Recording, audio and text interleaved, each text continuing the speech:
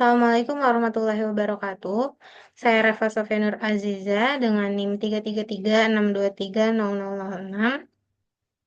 Di sini saya akan memaparkan mengenai review materi dari pertemuan setengah akhir dari semester 3 sebagai syarat untuk memenuhi persyaratan mengikuti ujian akhir semester pada mata kuliah pemindahan tanah mekanis dan alat berat. Baik, langsung saja kita ke materinya.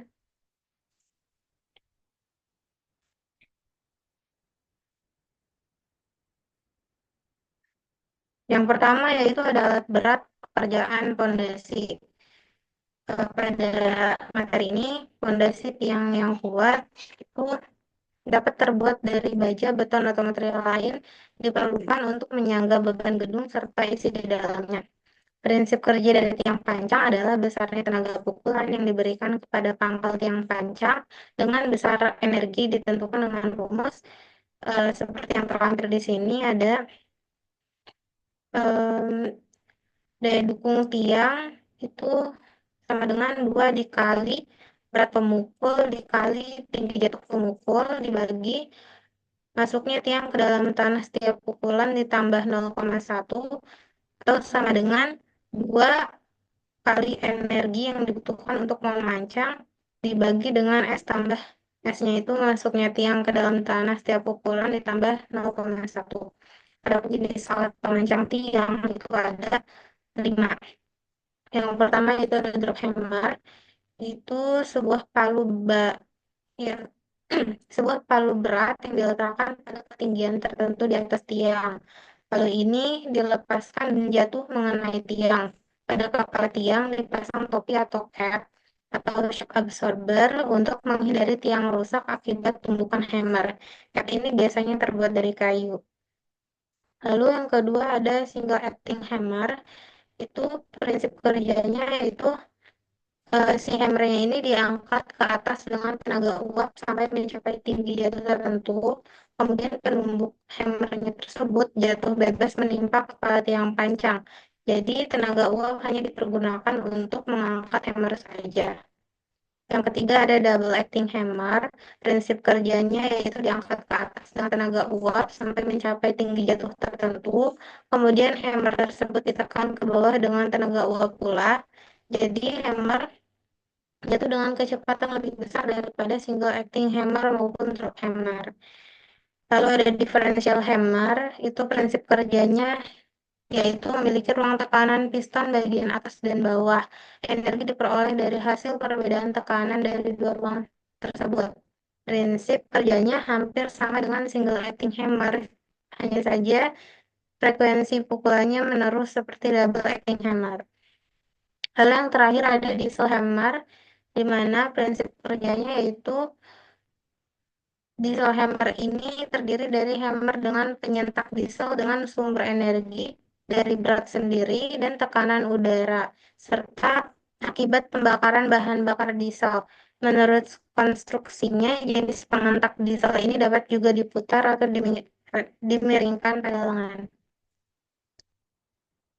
Adapun hubungan berat penumbuk hammer dengan berat yang panjang yaitu 0,5 berat yang panjang ditambah 600 kg. Jadi berat palu penumbuk hammer ini berbanding lurus dengan berat yang panjangnya. Selanjutnya materi yang kedua yaitu peralatan pemecah batu atau stone crusher.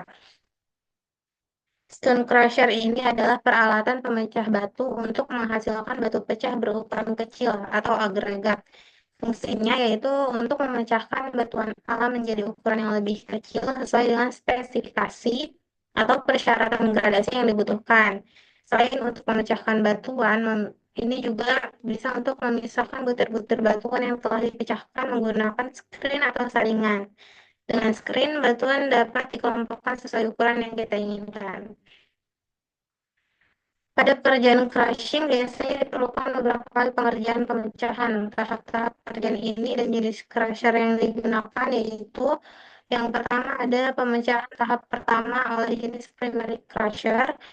Tahap kedua yaitu pemecah tahap kedua oleh secondary crusher, dan tahap ketiga dan terakhir itu pemecahan selanjutnya jika ternyata diperlukan oleh tertiary crusher.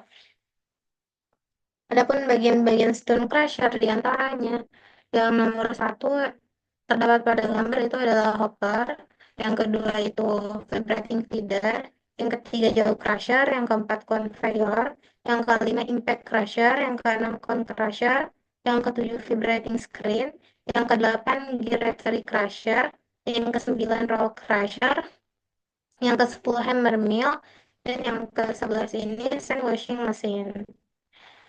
Beberapa jenis stone crusher diantaranya jenis pertama itu primary crusher.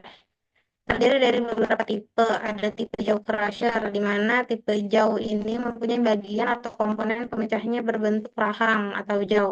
Terdiri dari plat rahang tetap atau fixed stationary, rahang dan plat rahang bergerak atau swing movable jaw. Lalu tipe yang kedua ada gyratory crusher. Cara pemberian tekanan pada gyratory crusher ini, tekanannya diberikan dari arah samping. Hasil pemecahan crusher ini rata-rata berbentuk kubus dan agak uniform. Hal ini karena bentuk lengkung dari pen dan bowl yang mempunyai permukaan cekung atau konkav. Lalu ada tipe impact crusher. Impact crusher ini disarankan terutama untuk batu kapur atau untuk penggunaan dengan abrasi lebih rendah. Impact crusher ada dua jenis, yaitu impact breaker dan hammer mill. Jenis crusher yang kedua ada secondary crusher, terdiri dari tipe roll crusher saja. Roll crusher ini diperlukan untuk menghasilkan produk dengan ukuran tertentu. Crusher jenis tekanan ini juga menghasilkan variasi pemecahan yang lebih besar dibanding jenis crusher lainnya. Kapasitas roll crusher tergantung dari jenis batuan, ukuran crusher primer, ukuran batuan yang diinginkan, lebar roda, dan kecepatan roda berputar. Berdasarkan jumlah rollnya, tipe roll crusher dibagi menjadi tiga. Yang pertama itu ada single roll atau silinder tunggal, yang memiliki rasio pemecahan maksimum 7:1. Yang kedua ada double roll atau silinder ganda, yang memiliki rasio pemecahan 2 sampai 2,5:1. Lalu yang triple roll itu silinder 3, memiliki rasio pemecahan 4 sampai 5:1. Jenis stone crusher selanjutnya yang terakhir itu ada tertiary crusher, di mana tipe crusher ini biasa digunakan pada tertiary crusher pada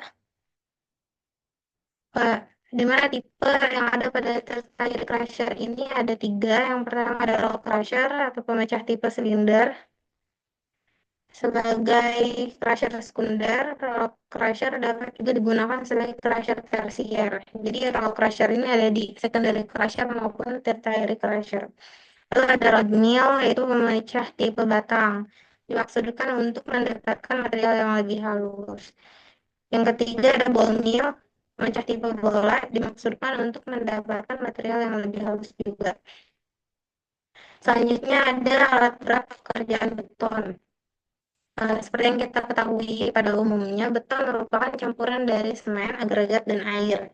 Agregat yang digunakan secara umum untuk membuat beton adalah agregat halus dan yang mempunyai fungsi khusus seperti plasticizer yang berfungsi untuk mempermudah pelaksanaan, retarder yang berfungsi untuk memperlambat pemerasan atau setting, dan hardening accelerator untuk mempercepat penguatan beton. Lalu pada pekerjaan pembuatan beton itu meliputi pengukuran berat setiap komponen beton, pencampuran bahan beton, pemindahan campuran beton, penempatan, konsolidasi, dan pengeringan. Adapun jenis peralatan pembetonan diantaranya ini ada becher equipment, yaitu peralatan penakar bahan beton. Alat ini berfungsi mengukur material sebelum dimasukkan dalam mixer. Kapasitas becher minimum 3 kali lebih besar daripada mixer. Jadi 1 kali isian becher dapat digunakan untuk 3 kali input mixer. Penghubung antara becher dengan mixer adalah gate atau pintu yang diatur secara manual maupun mekanis menggunakan listrik atau kompresor. Lalu ada concrete mixer, di mana Concrete mixer ini terdiri dari beberapa jenis mixer. Ada truck mixer atau transit mixer, berupa kendaraan yang biasanya dikenal sebagai ready mix yang memiliki drum pencampur dan berkapasitas 3 meter kubik sampai dengan 6 meter kubik. Yang kedua ada tilting drum mixer atau construction mixer. Tilting drum mixer ini terdiri dari sebuah drum yang berfungsi untuk menampung dan bahan-bahan beton dengan cara berputar. Ada juga paving mixer yang digunakan untuk mencampur beton pada pembuatan jalan raya dan runway landasan pesawat udara. Alat ini ditarik roller traktor yang bergerak sepanjang jalan yang akan dicor. Ketiga ada concrete hauling equipment. Concrete hauling equipment ini merupakan peralatan untuk membawa campuran beton dalam pengecoran. Ada concrete bucket, yaitu tempat pengangkutan beton dari truk mixer konkrit sampai ke tempat pengecoran. Setelah dilakukan pengetesan selam dan telah memenuhi persyaratan yang ditetapkan, maka beton dari truk mixer konkrit dituangkan ke dalam concrete bucket. Kemudian pengangkutan dilakukan dengan bantuan power crane. Yang terakhir, alat pembetonan itu ada concrete pump. Concrete pump ini merupakan jenis truk atau alat angkut material jadi yang memiliki kelengkapan berupa lengan atau boom dan pompa untuk memberi tekanan atau dorongan agar campuran material beton bisa sampai pada tempat yang sulit dijangkau. Jika tempat yang akan dicor lebih panjang atau lebih tinggi dari jangkauan lengan concrete pump, bisa dilakukan dengan cara membuat sambungan dari pipa yang disatukan dengan sistem vertikal atau horizontal maupun miring. Nah, selanjutnya itu ada alat berat pekerjaan perkerasan jalan. Perkerasan jalan ini meliputi perkerasan aspal dengan pembuatan hot mix di lokasi AMP, transport, penghamparan, dan pemadatan di lokasi pekerjaan. Bahan hot mix terdiri dari aspal dan agregat. Aspal harus memenuhi spesifikasi yang disyaratkan, sedangkan agregat terutama menyangkut gradasinya. Pelaksana pekerjaan didahului dengan pembuatan job mix formula, di mana ditetapkan presentasi aspal yang dipakai, jumlah dan gradasi agregat yang dipakai, dan standar stabilitas yang harus dicapai. Jenis alat berat untuk pekerjaan aspal diantaranya ada aspal mixing plant, di mana asal mixing plant atau AMP ini adalah seperangkat peralatan mekanik dan elektronik di mana agregat dipanaskan, dikeringkan, dan dicampur dengan aspal untuk menghasilkan campuran beraspal panas yang memenuhi persyaratan tertentu yang disebut hot mix atau Weston. Aspal mixing plant atau AMP ini dapat terletak di lokasi yang permanen atau berpindah dari satu tempat ke tempat lain. Yang kedua ada aspal distributor. Aspal distributor ini adalah alat berat yang berfungsi untuk mendistribusikan aspal sampai dengan terhampar pada lokasi pemasangan di jalan yang sedang dilakukan perkerasan. Aspal distributor digunakan untuk penyemprotan aspal untuk lapisan prime coat dan tack coat, di mana prime coat ini adalah lapis resap pengikat yang merupakan lapis tipis aspal cair dan diletakkan pada permukaan lapis pondasi bawah dan lapis pondasi atas yang belum beraspal, serta lapis tanah dasar yang telah selesai dikerjakan. Tack coat sendiri adalah lapis pengikat, di mana lapisan tipis aspal cair yang digunakan pada permukaan lapisan perkerasan jalan yang sudah beraspal. Lalu yang ketiga, ada alat berat aspal finisher. Aspal finisher ini adalah alat untuk menghamparkan campuran aspal hot mix yang yang dihasilkan dari alat produksi aspal yaitu aspal mixing plant pada permukaan jalan yang akan dikerjakan.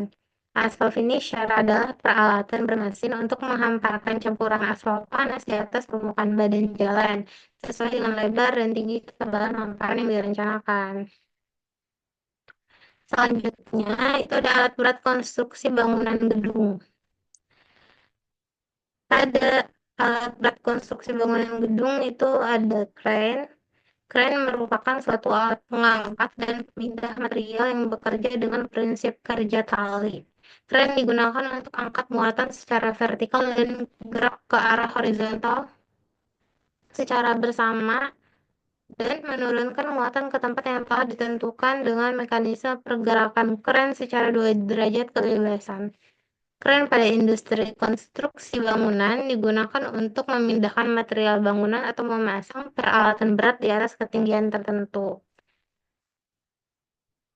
Kren sendiri terdiri dari dua macam, ada mobile crane sama tower crane. Mobile crane adalah alat pengangkat yang pada umumnya dilengkapi dengan drum tali baja dan rantai yang dapat digunakan untuk mengangkat dan menurunkan material secara vertikal dan memindahkannya secara horizontal. Mobile crane dilengkapi dengan beragam peralatan untuk memudahkan pekerjaan atau pergerakan dari kren tersebut. Adapun kelebihan dari mobile crane itu dapat berpindah-pindah dari satu tempat ke tempat lain dengan cepat dan pada jarak yang cukup jauh, serta pada mobile crane yang menggunakan lengan atau boom jenis teleskopik itu dapat dipanjang atau dipendekkan dengan mudah sesuai dengan kebutuhan sehingga dinilai lebih efektif. Lalu yang kedua itu ada tower crane. Tower crane adalah suatu alat bantu yang ada hubungannya dengan akses bahan dan material konstruksi dalam suatu proyek. Apabila dijabarkan lebih lanjut, fungsinya lebih dekat terhadap alat mobilisasi vertikal horizontal yang amat sangat membantu di dalam pelaksanaan pekerjaan struktur. Adapun bagian-bagian tower crane itu diantaranya ada jib atau boom, ada counter jib dan counterweight, ada hoist, trolley, dan sling, cabin atau operator's cab atau joint pin, ada mast section atau tower mast, ada base section and fine angle, slewing mechanism, tower top, collar frame atau anchorage frame, itu bagian-bagiannya. Lalu ada jenis-jenis tower crane. Yang pertama itu self-supporting static tower, di mana tower crane jenis ini berdiri di atas pondasi yang diam di tanah. Lalu yang kedua ada supported static tower crane, yang digunakan jika diperlukan pengangkatan material ke tempat yang sangat tinggi. Yang ketiga ada traveling tower crane. Tower crane jenis ini berpindah tempat karena didirikan di atas bogi roda atau sejenis roda kereta api dan berjalan sepanjang rel. Lalu yang keempat ada climbing tower crane. Tower ini diletakkan di dalam struktur bangunan yang dibangun. Lalu selanjutnya itu ada biaya alat-alat berat. Dalam pemilihan dan pemakaian alat berat itu harus diperhatikan berapa besar biaya yang harus dikeluarkan untuk membeli peralatan atau owning cost dan biaya yang harus dikeluarkan untuk mengoperasikan peralatan atau operating cost. Owning cost ini dipengaruhi oleh umur ekonomis alat, suku bunga, pajak, dan asuransi. Sedangkan operating cost ini dipengaruhi oleh pemakaian bahan bakar, minyak pelumas untuk mesin dan hidrolis, umur ban, reparasi dan pemeliharaan, penggantian suku cadang khusus, dan upah untuk operator. Untuk owning cost sendiri, yaitu seperti yang dijelaskan tadi adalah biaya kepemilikan alat yang harus diperhitungkan selama alat yang bersangkutan dioperasikan apabila alat tersebut milik sendiri. Adapun rumus untuk menghitung biaya rata yang dikeluarkan per tahun itu dengan harga beli alat dikali dengan perakiraan umur ekonomis alat ditambah 1, ditambah dengan salvage value atau nilai residu yang dikalikan dengan perakiraan umur ekonomis alat dikurang 1. Kemudian dibagi dengan 2N. 2N ini adalah 2 dikali perakiraan umur ekonomis alat. Biaya ini harus diperhitungkan karena alat semakin lama akan berkurang hasil produksinya. Bahkan pada waktu tertentu alat sudah tidak dapat berproduksi lagi atau disebut depresiasi. Nah, apa itu depresiasi? Depresiasi sendiri dapat ditentukan oleh beberapa faktor atau beberapa hal. Di antaranya ada harga beli alat waktu didatangkan beserta perlengkapannya, Lalu ada perakiraan umur ekonomis alat, serta ada nilai residu alat atau nilai jual akhir umur ekonomis dan nilai reproduksi alat. Adapun metode depresiasi yang digunakan itu ada dua macam, ada straight line method dan reducing charge method. Lalu ada operating cost. Operating cost ini merupakan biaya operasi alat yang dikeluarkan selama alat digunakan. Operating cost meliputi bahan bakar, minyak pelumas atau minyak hidrolis, penggantian ban, perbaikan atau pemeliharaan, penggantian suku cadang, misalnya mata pisau pada dozer, dan gaji operator.